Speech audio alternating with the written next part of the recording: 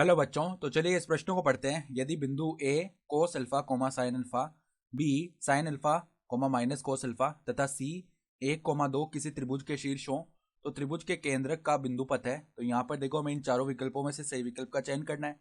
तो प्रश्न में आगे बढ़ने से पहले इस प्रश्न से संबंधित जो मुख्य उदाहरण है उसकी हम चर्चा कर लेते हैं। तो देखो, मुख्य उदाहरण क्या हो जाएगी। अगर देखो हमारे पास बिंदु P इस प्रकार हो, बिंदु P जिसके निर्देशांक हो x1 कोमा y1, बिंदु Q हो जिसके निर्देशांक हो x2 कोमा y2, और बिंदु R हो जिसके निर्देशांक हो x3 कोमा y3। तो देखो हमारे पास त्रिभुज PQR के केंद्रक के निर्देशांक क्या आते हैं कि केंद्रक के निर्देशांक देखो हम कैसे देते हैं। केंद्रक के निर्देशांक ये देखो हम लिखते हैं x1 प्लस में x2 प्लस में x3 बट्टा में लिखते हैं 3। ये तो x निर्देशांक हो जाता है केंद्रक का, और y निर्देशांक आता है y1 प्लस y2 प्लस में y3 बट्टा में 3।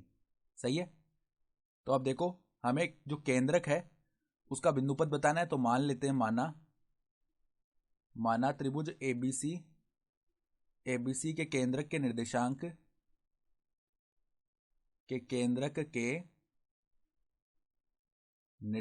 एक बार के लिए हमने मान लिए h कोमा k है।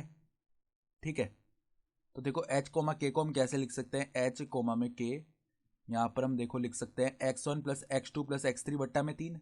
तो यहाँ पर देखो a b c जो बिंदु है उनके x निर्देशांक जोड़ के बट्टा में 3 कर देते। तो कोस अल्फा प्लस में क्या आ जाएगा, साइन अल्फा प्लस में क्या आ जाएगा, बिंदु c का x निर्देशांक है 1 बट्टा में आ जाएगा 3। सही है। इसी प्रकार देखो y निर्देशांक जोड़ते हैं तो साइन अल्फा माइनस में आ जाएगा कोस अल्फा प्लस में आ जाएगा 2 बट्टा में आ जाएगा 3। तो अब देखो तुलना कर लेते हैं। तो तुलना से h का जो मान है वो किसके बराबर आएगा, कोस अल्फा प्लस में साइन अल्फा, और देखो प्लस में 1 बट्टा में आ जाएगा 3। सही है। और इसी प्रकार तुलना से हमारे पास जो k का मान है वो किसके बराबर आएगा, देखो sine alpha minus cos alpha. देखो sine alpha minus cos alpha, फिर देखो प्लस में 2/3। सही है। तो अगर देखो हम यहाँ से साइन अल्फा प्लस में कोस अल्फा का मान निकालेंगे ना, तो वो किसके बराबर आएगा, 3h माइनस 1 के बराबर आ जाएगा। और यहाँ से अगर हम sign alpha minus cos alpha का मान निकालेंगे तो वो किसके बराबर आएगा, 3k माइनस 2 के बराबर आ जाएगा ये मान। तो अब देखो यहाँ पे दोनों तरफ हम वर्क कर लेंगे। तो साइन स्क्वायर अल्फा प्लस में कोस स्क्वायर अल्फा प्लस में क्या आएगा, 2 साइन अल्फा कोस अल्फा, इसका मान किसके बराबर बनेगा। देखो यहाँ पे हमारे पास कौन कौन से पद बन जाएंगे। अगर हम वर्क को खोलेंगे तो पहले तो 9h² आया, प्लस में 1 आ जाएगा, माइनस में आ जाएगा 6h। ठीक है। तो देखो साइन स्क्वायर अल्फा प्लस में कोस स्क्वायर अल्फा ये तो 1 हो गया, प्लस में देखो यहाँ पे 2 साइन अल्फा कोस अल्फा, और इसका मान किसके बराबर आ जाएगा, 9h² माइनस 6h प्लस में 1। तो प्लस के 1 से प्लस का 1 शून्य हो गया। यानी कि अगर साइन अल्फा कोस अल्फा इसका मान लिखेंगे 2 साइन अल्फा कोस अल्फा का, तो वो किसके बराबर आ जाएगा, 9h² माइनस में 6h। सही है। तो अब देखो, अब ये दूसरा संबंध लेते हैं के वाला। इसमें हमें क्या मिला था कि sign alpha minus cos alpha इसका जो मानना वो किसके बराबर है, 3k माइनस 2। तो अगर हम दोनों तरफ यहाँ पे वर्ग कर लें तो देखो किस प्रकार से खुलेगा वर्ग, a माइनस बी के स्क्वायर की तरह खोलेंगे तो साइन स्क्वायर अल्फा प्लस में कोस स्क्वायर अल्फा माइनस में क्या आ जाएगा, 2 साइन अल्फा कोस अल्फा, और इसके बराबर में क्या आएगा, देखो 9k² प्लस में देखो क्या है 4 है। ठीक है।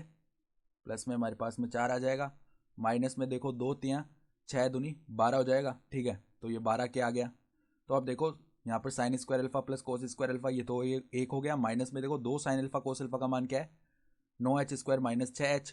तो माइनस में देखो क्या आ जाएगा, 9h² माइनस का 6h बराबर में देखो 9k² प्लस में 4 माइनस का 12k। तो अब देखो ब्रैकेट को खोलते हैं तो 1 माइनस में 9h² प्लस में 6h बराबर में क्या आ जाएगा, 9k² प्लस में 4 माइनस में 12k। तो अब सभी दाएं पक्ष के वाले पदों को उस तरफ लेके जाते हैं। ठीक है। या क्या करते हैं, बाएं पक्ष के पदों को इस तरफ लेके आते हैं दाएं पक्ष में।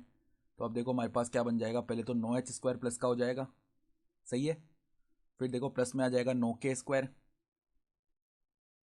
सही है। फिर देखो हमारे पास माइनस का 6h, माइनस का 6h माइनस का आ जाएगा 12k। सही है। फिर देखो कौन सा पद आएगा, यहाँ पर 4 पहले से है, 4 माइनस 1 बनेगा जो कि 3 हो जाएगा, बराबर में 0। तो अब यहाँ से संपूर्ण पदों में से हम 3 को बेनिश निकाल सकते हैं। तो 3h² प्लस में 3k² बनेगा, माइनस में 2h आ जाएगा, माइनस का 4 क्या आ जाएगा, प्लस में 1 बराबर 0। अब बिंदु पद के लिए हम h, k को प्रतिस्थापित कर देंगे x, y से। तो देखो अब क्या बनेगा, 3 हमने बेनिश निकाल लिया, तो x² प्लस में y² माइनस में 2x माइनस का 4y प्लस में 1 बराबर 0।